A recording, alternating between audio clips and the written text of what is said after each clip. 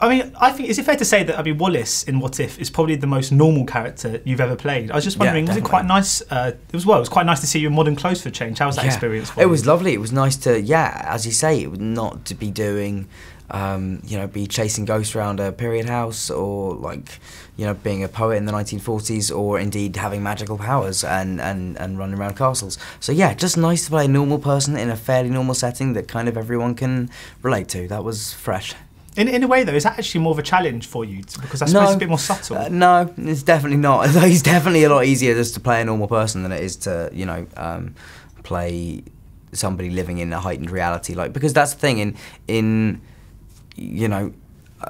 you're doing a film like The Woman in Black, or Harry Potter, and there's a dragon coming at you or something, then you don't know how you would react to a dragon, so you sort of use your imagination to fill it in. Whereas when you're playing someone like Wallace, you're working from memory rather than imagination, I guess. I was wondering, because romantic comedies do have a bit of a sort of stigma attached to them, but I mean, this was able to kind of subvert the genre and be sort of play on the tropes of it and be quite affectionate in doing so. Is that something that sort of attracted you to this project? Yeah, I mean, we definitely never wanted to we don't think of ourselves as having revolutionised the genre at all. It's a very there are moments of where we sort of subvert some romantic comedy cliches, which is quite nice. But on the whole, it's a very traditional romantic comedy, just done really well. I think the reason it gets a bad name is that people do it really badly often, and it's easy, and it's an easy thing to do lazily. So I think people forget to create characters that audiences care about, and I think that's what we've done in this film, is create characters that audiences will really be rooting for and get behind and want to see get together. So hopefully we've achieved that. I mean, the themes of the film, obviously the whole there's very few people in the world that can say that they've never not fancied someone and they've just said, we just want to be friends. It's a real kind of very sort of a thing a lot of people can resonate with. I was just wondering, without going into sort of personal details, is this a world and a whole sort of idea that you can sort of relate to yourself? Yeah, definitely. As you say, it's kind of universal, the idea of spending a lot of time with a friend who you then start to question, should we be more than friends? Is that where this is going? Or and navigating that situation, that's definitely that's something everyone's been through. I think that's hopefully why people will enjoy the movie. Of course, growing, because obviously with sort of Harry Potter and stuff, you've had quite an abnormal kind of growing up in regards to sort of, for me, example, you've been a sort of huge kind of movie star for your whole life almost.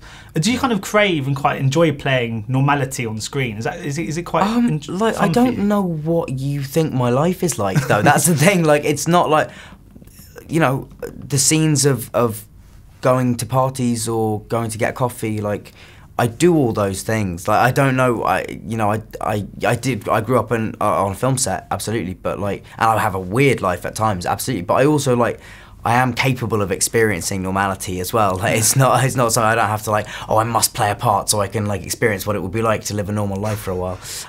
It's not something that I was struck by at the time. No. Not only is Zoe sort of a wonderful sort of co-star, but she's a really talented writer as well. Yes. And it's something you've expressed an interest in the past, in sort of writing.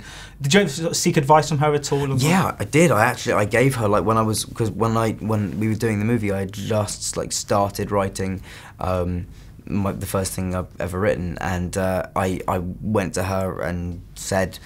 I was about 20 pages into it, and I was kind of losing faith in it, like I always do after about that length of time, and I just gave it to her and said, should I keep going with this? Is this even any good? And she's encouraged me emphatically to keep going, and so I did, and I finished that script, so thank you, Zoe. And I was just wondering as well, obviously in the film there's a kind of, one of the in-jokes is this fool's gold sandwich, which is this sort of huge Italian loaf covered in butter filled with peanut butter and jelly. Yeah. I was just wondering, do you think you could handle a full fool's gold yourself? A full one? Probably not, no. I've done at least 3 slices, but it's a fool's gold sandwich is, you've got to be looking at about 5,000 to 6,000 calories easily in that one thing. That's good going. Yeah.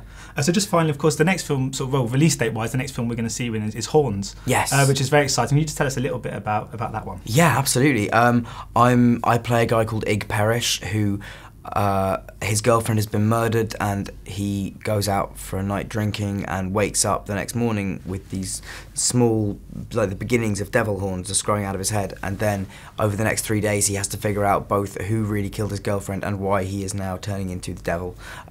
It's funny, it's dark, it's a thriller, it's like a slasher horror at times. It's like, it just veers wildly between genres and is, I think, one of the most exciting films, you know, certainly the most, you know, the most different film I've ever done. So brilliant, looking forward to it. Thanks so much for your time today. Thank you very much. Cheers, man.